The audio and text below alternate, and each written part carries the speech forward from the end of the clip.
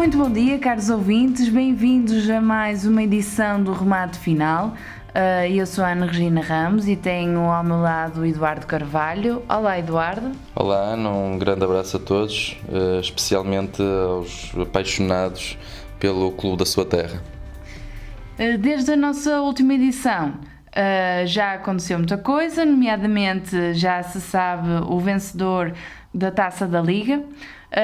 E na Taça de Portugal já estão definidas as meias finais.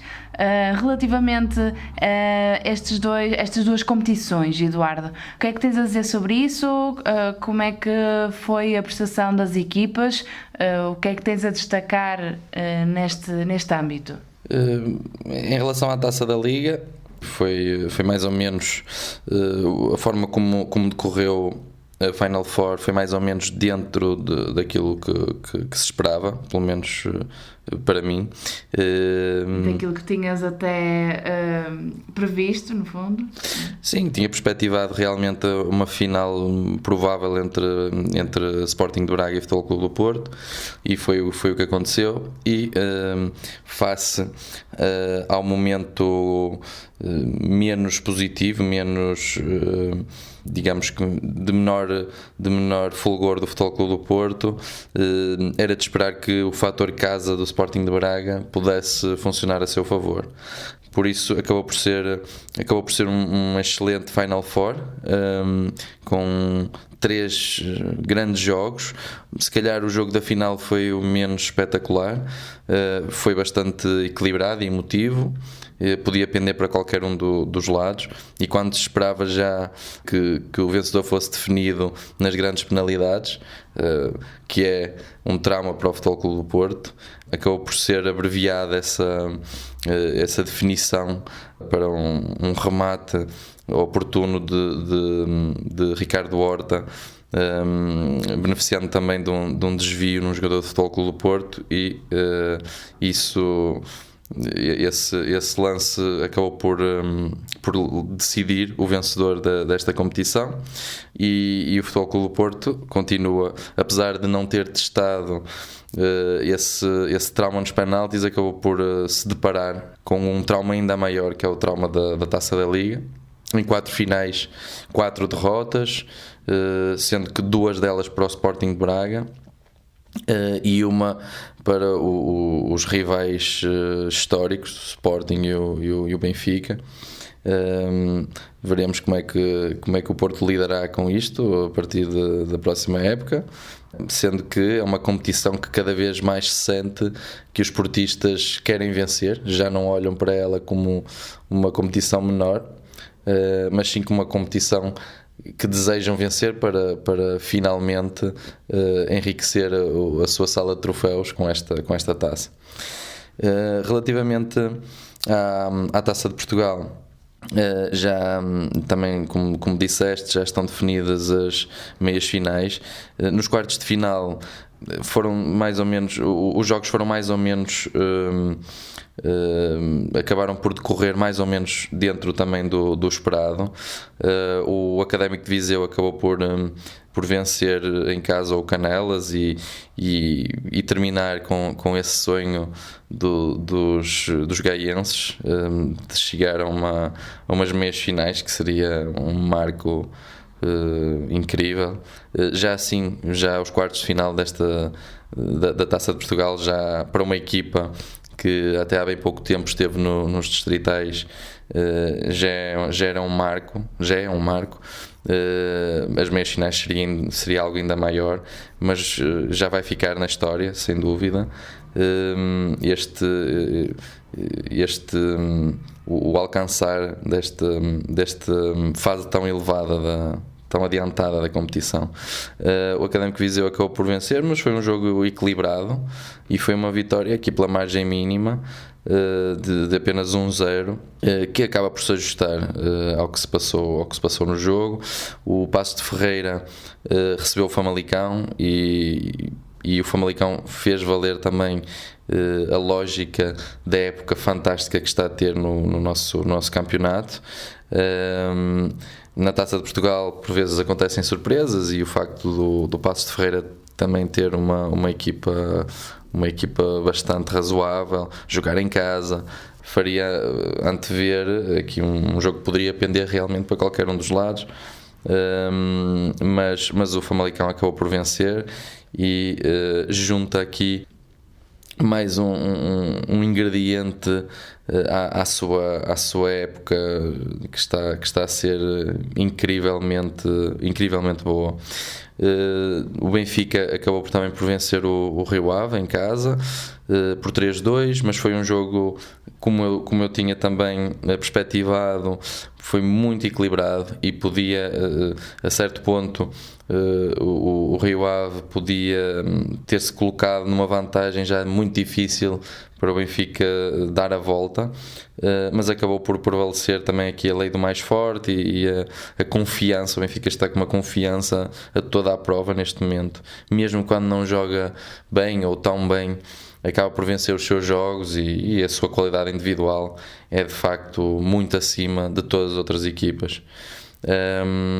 O Futebol Clube do Porto venceu o Varzim também não se fez, como se costuma dizer, não se fez taça, e venceu também o Varzim por 2-1, mas foi um jogo muito, muito complicado para o Futebol Clube do Porto, muito por demérito próprio, porque baixou completamente, os Dragões baixaram completamente os níveis de intensidade e concentração, e puseram-se a jeito, e como eu também tinha perspectivado, poderia fazer-se aqui uma enorme surpresa, porque se nota que este Futebol Clube do Porto se desmotiva muito facilmente em jogos teoricamente mais acessíveis. A equipa baixa completamente esses níveis de concentração e intensidade e põe-se à mercê dos vários imponderáveis que um jogo de futebol tem. Ainda assim acabou por prevalecer a superioridade do Futebol Clube do Porto, acabou por marcar nas alturas decisivas, nos momentos decisivos deste jogo, e venceu, e está nas meias finais, onde vai defrontar o Académico de Viseu, começando por jogar fora, e depois será um jogo já esta semana, já nesta próxima semana, e depois receberá o Académico de Viseu no Estádio do Dragão. Em relação à outra meia-final, o Benfica vai receber também o Famalicão em primeiro lugar, e depois o Famalicão recebe no seu estádio as Águias. A priori costuma haver aqui alguma vantagem de quem joga primeiro fora, não é? E nós nesta fase das meias finais temos essa alteração, em que já não será um jogo já não será apenas a um só jogo, são meias finais a 2 jogos, foi algo introduzido aí há poucas épocas, algo com que eu não concordo, mas que é algo que está desta forma estabelecido e com que as equipas têm que lidar. E perguntava-te já agora se tens alguma perspectiva de qual é que vai ser o jogo final, quais é que são as equipas que achas que se vão defrontar? Eu acredito que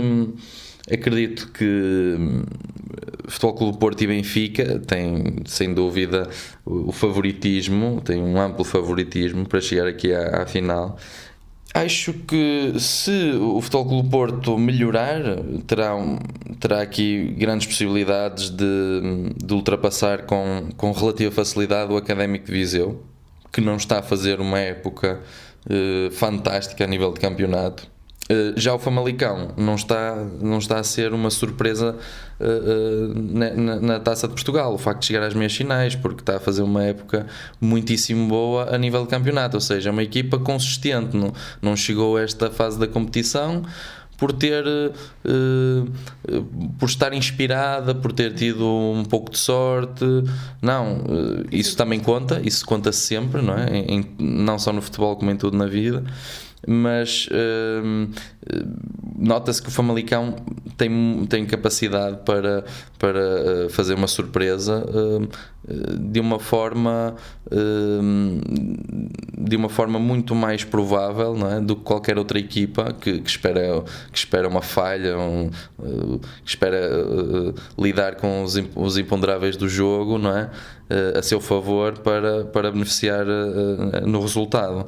Por isso, e o facto do Famalicão jogar primeiro fora e depois ainda ter a possibilidade de receber o Benfica em casa no jogo decisivo, pelo menos se não levar uma derrota por uma margem larga, não é? Uma margem grande na primeira mão, terá aqui boas possibilidades de ainda disputar esse jogo em casa com perspectivas de chegar à final. Por isso vejo esse jogo como mais equilibrado do que o Académico Viseu o Futebol Clube do Porto, e apesar do Benfica estar a trucidar adversários até esta fase da época. No entanto, as épocas vivem de vários momentos de forma, momentos anímicos, e veremos como é que as equipas vão evoluir. Eu acredito que o Futebol Clube do Porto melhora um pouco, pelo menos, e acredito que o Benfica poderá passar aqui por um momento de menor fulgor, apesar de ser favorito à conquista de todos os troféus em que está envolvido a nível nacional. Relativamente agora ao campeonato, já foste falando aqui um bocadinho também em comparação, a prestação também no campeonato. Queria que também comentasses até agora como é que está a ser a prestação das equipas da região norte também na Liga, e depois vamos também aqui abordar um bocadinho do mercado de transferências que terminou à meia-noite. Em relação às últimas jornadas, já se completaram três jornadas desde a nossa última edição. Eu destacaria aqui o Sporting de Braga, que além de ter vencido a Taça da Liga, como falámos há pouco, conseguiu encetar aqui uma série de 6 vitórias consecutivas em todas as competições, e isto coincidiu com a mudança de treinador de Ricardo Sá Pinto para Ruben Amorim. Não acho que Ruben Amorim tenha trazido magia consigo e tenha feito o Braga ganhar só pela sua presença no banco. Ainda é muito cedo para se notar toda a marca do treinador, da sua ideia de jogo, toda a forma de estruturar a equipa em tão pouco tempo e em tão poucos jogos. Mas Ruben Amorim conseguiu fazer uma das coisas mais importantes que os treinadores podem e devem fazer, que é fazer as coisas. O futebol é uma coisa muito complexa, é um desporto muito complexo, que se desdobra em imensos detalhes, e temos que começar pelas coisas mais simples. E as coisas mais simples é criar uma ideia de jogo genérica, não é? E depois escolher os melhores jogadores para cada jogo em função dessa ideia de jogo e da prestação e também das características que os jogadores têm, não é? Porque uma coisa é a ideia de jogo, outra coisa é a distribuição tática dos jogadores em campo. Eu não tenho não tenho uma ligação rígida a nenhum sistema tático. Acho que cada sistema tático deve ser escolhido em função dos jogadores que o plantel tem naquele momento, e depois poderá haver aqui alguma nuance de jogo para jogo, uma nuance estratégica para se adaptar ao adversário, mas deve-se olhar primeiro para si próprio e depois para os adversários, e todo este trabalho tem sido muito bem feito por Ruben Amorim, na minha opinião, e isso tem levado com também alguma felicidade aqui nestes jogos. Pelo menos em 2 destes 6 jogos, as vitórias contra o Futebol Clube do Porto foram jogos equilibrados e podiam ter pendido para qualquer uma das equipas, e claro que o fator sorte, inspiração conta muito, mas toda esta série de 6 vitórias traz consigo boas exibições, e nota-se estes traços já no jogo da equipa do Braga. Por isso eu destacaria realmente o Sporting de Braga, que venceu todos os seus jogos desde a nossa última edição, e nestas duas competições. Em relação às outras equipas, nota-se aqui o Futebol Clube do Porto tinha ganho na jornada 16 ao Moreirense, depois perdeu com o Braga em casa. Tem havido aqui muita irregularidade, já conseguiu vencer o Gil Vicente na última jornada, mas com muita dificuldade, depois de começar o jogo a perder. O Paços de Ferreira, pelo contrário, tem estado muito melhor. Na jornada 16 tinha empatado em Portimão, o que é um bom resultado, apesar do Portimonense estar numa crise de resultados, que até culminou no despedimento de António Folha. Depois, no jogo seguinte, não conseguiu vencer o Gil Vicente em casa, e aí não foi um resultado muito positivo, mas acabou por dar sequência à série de jogos sem perder. Depois acabou por perder em casa com o Benfica, mas é um resultado muito normal, não é? É um resultado perfeitamente que uma equipa antevê que possa acontecer antes do jogo propriamente dito. Nota-se aqui alguma retoma no Paços de Ferreira, embora agora vai jogar aos Açores, no reduto do Santa Clara, e tem que alcançar vitórias, porque já não ganha há muitos jogos, e isso acaba por interferir muito na sua prestação na tabela classificativa. O Gil Vicente também tem estado um pouco irregular. Vítor Oliveira tem feito um trabalho muito meritório para uma equipa que subiu 2 escalões e que teve que ser praticamente transplantada. Na jornada 16 tinha ganho em casa ao Belenenses. Depois, na jornada seguinte, conseguiu um empate em Paços de Ferreira, dois jogos com excelentes resultados, e na última jornada perdeu contra o Futebol Clube do Porto, num resultado também normalíssimo, como falámos em relação ao Paços de Ferreira Benfica. Mas as jornadas anteriores vinham com alguma irregularidade, sobretudo exibicional. Veremos como é que os minhotos conseguirão nas próximas jornadas estabilizar. Depois temos o Vitória de Guimarães, que está a fazer um campeonato tranquilo, está em 6º lugar, atrás dos 3 grandes, do Sporting de Braga e do fantástico Famalicão. Aqui tem feito também jogos interessantes. Eu acho que o Vitória, apesar de não ter uma série de vitórias fantástica como o Sporting de Braga, mas vem ganhando aqui algum pragmatismo no seu jogo, tem melhorado no capítulo defensivo, conseguindo, por exemplo, na jornada 16 um empate a 0 na Madeira, frente a um Marítimo que está também em melhoria desde a chegada de José Gomes. Depois o Vitória acabou por ganhar por 1-0 em casa ao Santa Clara. Nota-se realmente a nível defensivo aqui alguma maior consistência do que vinha acontecendo no início do campeonato, e agora na última jornada realmente teve aqui uma derrota frente ao Rio Ave por 2-1, mas foi um jogo que poderia realmente ter dependido para qualquer um dos lados. O Rio Ave tem estado mais solto a jogar fora de casa e é uma grande equipa também.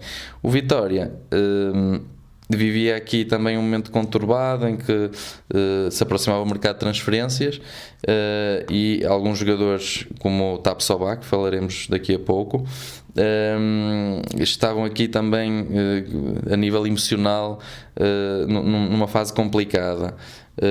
A verdade é que o Vitória, para ser uma equipa ainda mais consistente, precisa muito de melhorar a nível de finalização, e isso tem-se visto nestes últimos 3 jogos, apenas 2 golos, e isso é um problema que já vem de início de campeonato. Há que realmente olhar para isto com preocupação por parte do treinador Ivo Vieira. Depois o Moreirense, que, como falámos, penso que na edição anterior, trocou o treinador recentemente, vem nessa jornada 16, que foi a última jornada de que nós ainda começámos por falar. Tinham perdido com o Futebol Clube do Porto em casa, mas foi um jogo bem conseguido pela equipa e um jogo equilibrado. Na jornada seguinte acabaram por empatar o seu jogo frente ao Tondela, fora de casa, que foi um resultado que não se pode dizer que seja mau para o Moreirense. Uma luta direta entre equipas com os mesmos objetivos, e agora na jornada 18 perdeu contra um Braga que está realmente muito forte, mas vem tendo um percurso mais ou menos semelhante ao que estavam a conseguir com Vítor Campelos. Aliás, eu não tinha percebido essa saída do treinador Vítor Campelos, apesar de ser, de Ricardo Soares ser um treinador bastante competente. Não há dúvidas quanto a isso. Simplesmente não percebi essa troca nesta fase da época, em que o Moreirense está a fazer uma época bastante razoável, está acima da linha d'água e está bem dentro dos seus objetivos.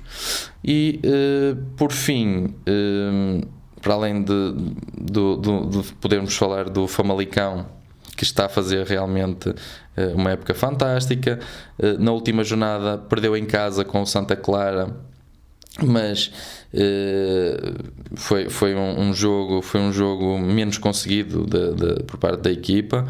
Na jornada anterior, um empate frente ao Marítimo, um jogo em que houve se calhar aqui alguma infelicidade, porque poderia perfeitamente ter ganho esse jogo.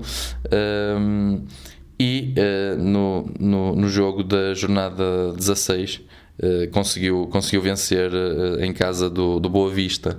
Portanto, continua a fazer o seu percurso. Não tem séries de vitórias como o Sporting de Braga também, mas, por exemplo, nesta jornada atual, já fez o seu jogo, já realizou o seu jogo e conseguiu um empate em Vila do Conde, o que não é um mau resultado. Está perfeitamente dentro daquilo que seria superar os seus objetivos, e lutar pela Europa. Se mantiver com este rumo, tem sem dúvida essa possibilidade. E está aqui entre equipas, entre plantéis muito mais fortes do que o seu. E além de falar de Famalicão, temos o Boa Vista e temos o Desportivo das Aves, para terminar. O Desportivo das Aves, que continua num rumo muito complicado. Depois dessa jornada em que nós tínhamos falado, que já tinha realizado o seu jogo na Luz, perdeu 2-1, mas esteve a ganhar 1-0 até bem perto do fim, e poderia ser um jogo que ajudaria a catapultar a equipa para outro nível. Não conseguiu vencer o jogo, mas a exibição, o facto de ter equilibrado esse jogo, poderia também ter trazido aqui algum ânimo ao Desportivo. E na jornada seguinte realmente conseguiu uma vitória quase de goleada frente ao Portimonense, por 3-0, e realmente fez antever aqui uma subida qualitativa do Desportivo das Aves. A verdade é que na última jornada voltou a perder em casa, e frente a pode-se dizer, a um adversário direto, ao Boa Vista, e de facto voltou a dar um passo atrás. Veremos como serão as próximas jornadas, mas a diferença pontual do Aves para a última equipa que está em zona de salvação já são 7 pontos, e numa fase em que falta ainda muito campeonato, é verdade, mas é uma fase em que começa a tornar-se muito perigoso, e eu acho que vai ser muito difícil para o Desportivo salvar-se. Mas há sempre que ter esperança, não é? Para todos os adeptos e para a equipa, para o clube. Relativamente ao Boa Vista, o Boa Vista, que, como eu acabei de dizer, venceu na Vila das Aves o último jogo, e que foi a primeira vitória do novo treinador, de Daniel Ramos, que substituiu Lito Vidigal. Foi realmente um jogo muito importante, em que a sua situação já começava a ficar difícil. Infelizmente, no futebol português, tudo tem a ver com resultados, não é? Nas 2 jornadas anteriores, o Boa Vista tinha perdido em casa com o Famalicão, e tinha sido um jogo particularmente mau para o Boa Vista, porque se viu com mais um elemento desde praticamente do início do jogo. Ou seja, o Boa Vista jogou quase todo o jogo com mais um elemento do que o Famalicão, e mesmo assim perdeu em casa, na sua própria casa, frente aos famalicenses. No jogo seguinte, visitou o Rio Ave e também perdeu, aí por 2-0. E realmente começava a ficar uma vida muito complicada para o seu treinador. Veremos como poderá fazer-se aqui o transfer desta vitória na última jornada para o que resta do campeonato, até porque o Boa Vista vinha fazendo uma prova muito boa, com Lito Vidigal, a nível pelo menos de resultados, e agora tem decaído um pouco na tabela. Veremos o que será o resto do campeonato. Esquecia-me e agora sim será mesmo a última equipa que nos falta falar, do Rio Ave. O Rio Ave, que com Carlos Carvalhal tem feito uma época bastante irregular. Nessa jornada 16 tinha ganho nos Açores, frente ao Santa Clara. Depois, na jornada seguinte, conseguiu também uma vitória frente ao Boa Vista, que falamos há pouco, e aí conseguiu realmente uma série que era importante e que eu penso que ainda não haveria sido lograda pela equipa desde o início da época. 2 jogos seguidos a vencer. Depois, na jornada 18, acabou por elevar essa contagem para 3 jogos seguidos, e aí uma vitória muito boa frente ao Vitória de Guimarães, no Dom Afonso Henriques. Realmente tem sido, se calhar, a seguir ao Sporting de Braga, a equipa que tem tido uma série que está num momento de forma melhor, pelo menos dentro das equipas da nossa zona, não é? Da zona norte. Entretanto, nesta jornada 19, acabou por receber a sensação do campeonato, o Famalicão, e aí já não conseguiu prolongar essa série de vitórias. Ainda assim, um empate 2-2 acaba por ser um resultado que mantém pelo menos a invencibilidade dos vilacondenses, e veremos aqui se o Rio Ave acaba por se intrometer aqui na luta pela Europa, porque é uma equipa que nos tem habituado nos últimos anos a estar aqui na luta pela Liga Europa, pelo menos. E acima de tudo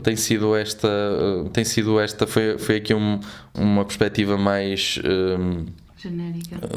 genérica, mas alongada, porque também foram vários jogos, já foram aqui várias jornadas que decorreram, e inclusivamente a jornada 19 que já começou, e tem sido dessa forma. Agora veremos que a partir desta tarde realizam-se já aqui alguns jogos com equipas da nossa zona. A partir deste sábado? Exatamente, deste sábado. Não sei, dependendo de quando os nossos ouvintes nos estiverem a ouvir, poderá já se ter realizado, mas serão jogos muito importantes para todas as equipas envolvidas. O Futebol Clube Porto, por exemplo, visita o reduto do Vitória de Setúbal, em que costuma ter sempre dificuldades. A grande parte das vezes tem ganho, mas com dificuldades nos últimos anos.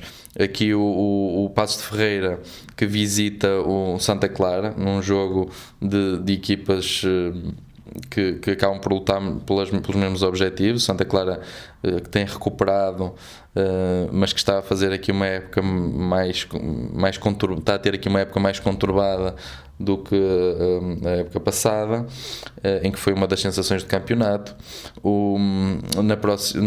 Este domingo realiza-se o Marítimo Desportivo das Aves, o Marítimo que vinha também daqui de uma surpreendente luta pela fuga à despromoção, e que está já bastante melhor, e recebe um Desportivo das Aves que está apenas com 9 pontos, como falámos há pouco, e que precisa de pontos como do pão para a boca. Temos também o Gil Vicente e o Moreirense. Exatamente, temos este duelo entre equipas, entre equipas minhotas, que será bastante interessante e equilibrado. Temos um também muito equilibrado e já histórico, já acaba por ser um clássico, Boa Vista Vitória de Guimarães, em que o Boa Vista vem realmente de uma vitória no último jogo, o Guimarães de uma derrota, mas campeonatos, pelo menos nas últimas jornadas, completamente diferentes, com o Vitória a fazer uma época em geral, não diria propriamente no campeonato, mas uma época em geral bastante boa, e o Boa Vista a fazer uma época em que começou bem, mas que tem vindo a decair. No entanto, recebendo aqui os guimaranenses, tem do seu lado esse fator casa, e poderá ser aqui também um jogo muito interessante. E por fim, aqui ainda mais histórico tem sido o Sporting de Braga Sporting. Tem sido um jogo que se tem realizado várias vezes todos os anos, ou seja, isto repete-se não só no campeonato como nas taças.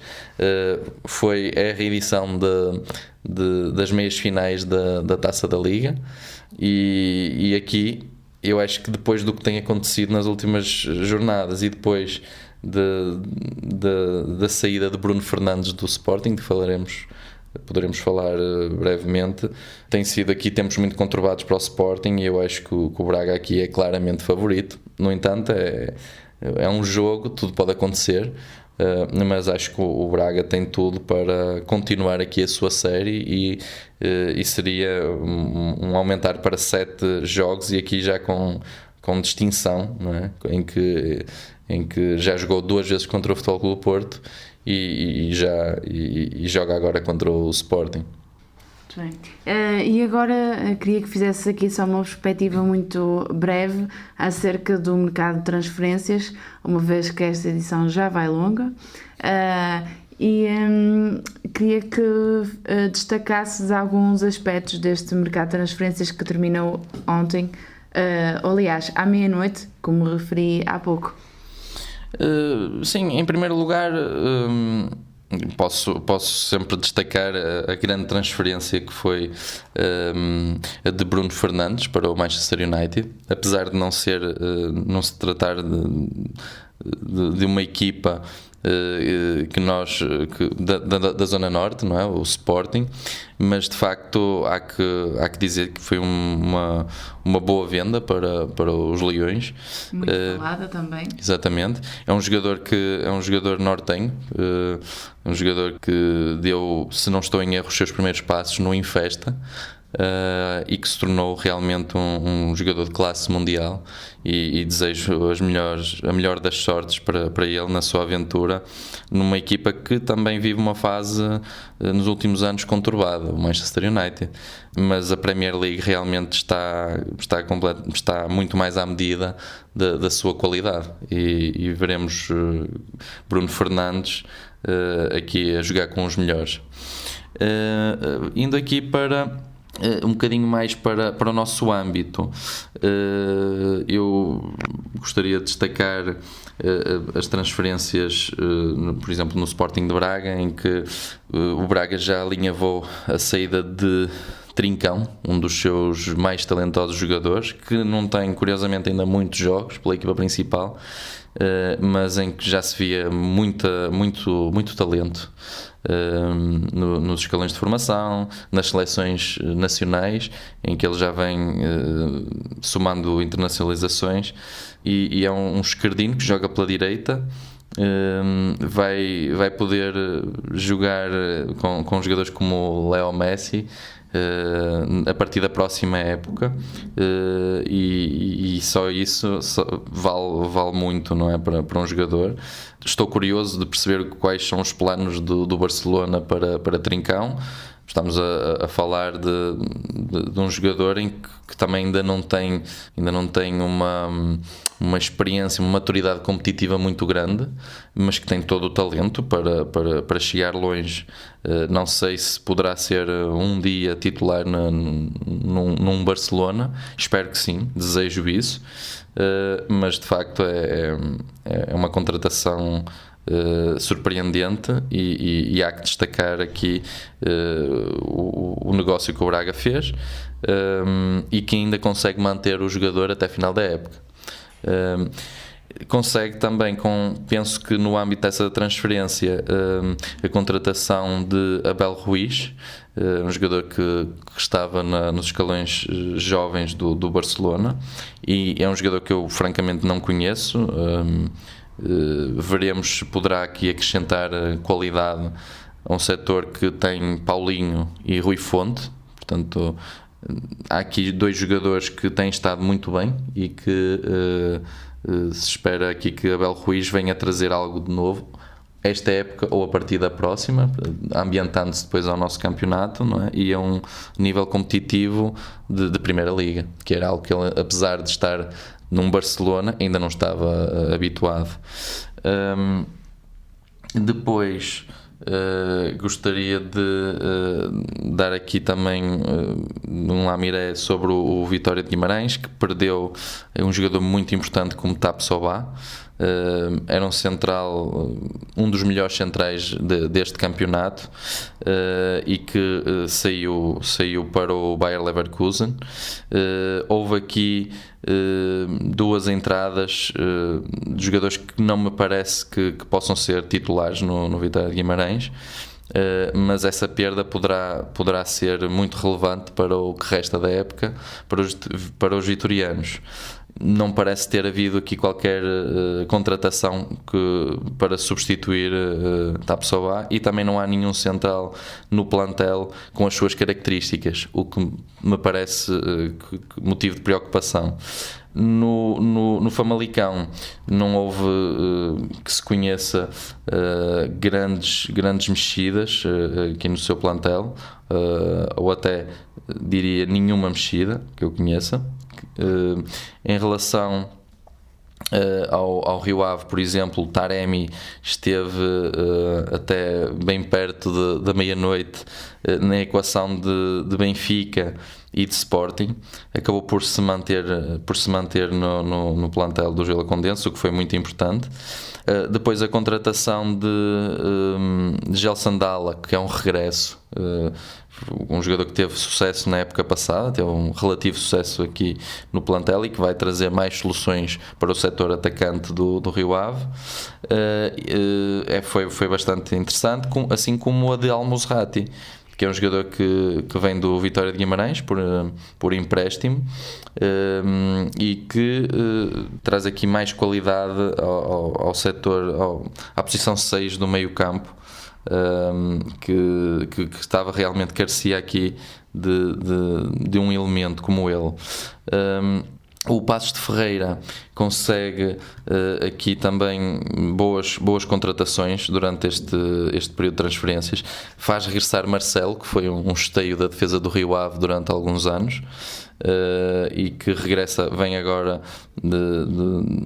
do estrangeiro para Portugal, e consegue também uma grandíssima contratação de Stefano Eustáquio, ele que foi um jogador em foco no Desportivo de Chaves das últimas épocas, e que saiu numa grandíssima transferência para o Cruz Azul do México. Volta agora com esperança de retomar essa grande forma que exibiu nos Flavienses. Há também contratações de Adriano Castanheira, um jogador que esteve em foco no Covilhã, um extremo, e ainda a contratação de João Amaral, que também regressa, e esse vindo de um emblema do Lech Poznan, da Polónia, e um jogador que já esteve ligado ao Benfica. O Futebol Clube do Porto acaba por não fazer nenhuma contratação, não registra de resto nem entradas nem saídas neste mercado de transferências, o que é algo surpreendente e também algo preocupante face aqui a algumas debilidades do plantel, sobretudo na lateral direita, eventualmente a nível de centrais, e como na posição de ponta de lança, em que tem muitas opções, mas não tem um grande finalizador. O Desportivo das Aves, que também está muito carecido de qualidade, também não consegue aqui muitas contratações de realce. Há aqui a entrada de Boatu, que foi um central que na época passada esteve no Rio Ave e que poderá ser importante, mas não conseguiu aqui muito mais contratações de realce e de facto precisaria de mais retoques, este Aves de Nuno Manta. Depois faltam apenas 3 equipas, aqui o Boa Vista, em que também não há aqui grandes mudanças. Aliás, creio que não houve qualquer entrada ou saída, pelo menos da equipa principal neste mercado. Falava-se na possibilidade de Elton Leite rumar ao Benfica, mas para já não se concretizou, e mantém-se com praticamente o mesmo plantel de início da época. Depois o Moreirense. O Moreirense que teve aqui muitas mexidas no início da época, em que saíram também jogadores muito importantes e entraram alguns jogadores interessantes, mas globalmente realmente houve aqui alguma perda de qualidade.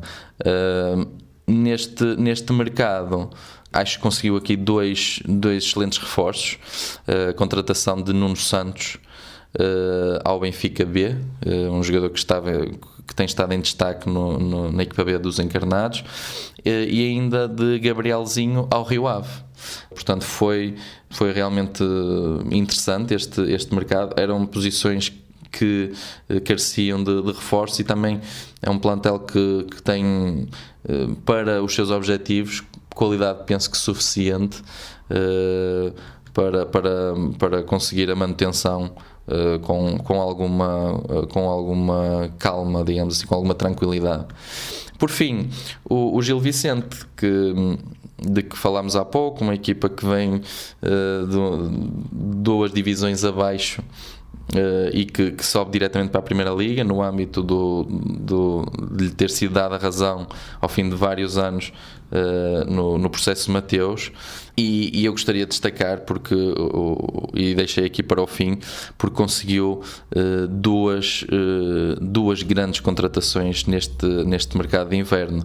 Gostaria então de destacar Ruben Ribeiro, que na época passada passou pelo Sporting, depois de um excelente começo no Rio Ave, passou para o Sporting, não teve o mesmo sucesso e acabou por sair dos Leões, também em resultado daquele conturbado período em que houve a invasão à Academia de Alcochete, mas é um grandíssimo jogador e para o Gil Vicente é realmente uma grande e surpreendente contratação. E ainda o regresso de Hugo Vieira, um jogador formado no emblema de Barcelos, que depois teve a oportunidade de jogar no Sporting de Braga e do Braga saiu para outras paragens, para aqui alguns clubes, passou por alguns clubes estrangeiros e regressa agora, trazendo aqui muito mais qualidade ao setor ofensivo do Gil Vicente. Por isso, duas contratações boas e surpreendentes, que também me parece trazerem muito a uma equipa que luta por não descer de divisão. Obrigada, Eduardo. Bem, nós ficamos por aqui com esta edição. Claro que ainda há muito jogo que vai decorrer até ao final da época.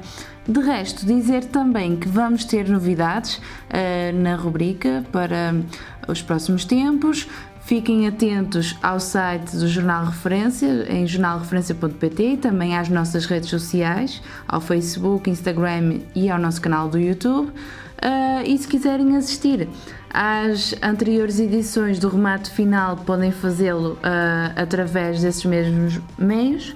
E também ver outras notícias de desporto e outros assuntos também sempre relacionados com a região norte. Esperamos por vocês na próxima edição e até lá visitem-nos em jornalreferencia.pt.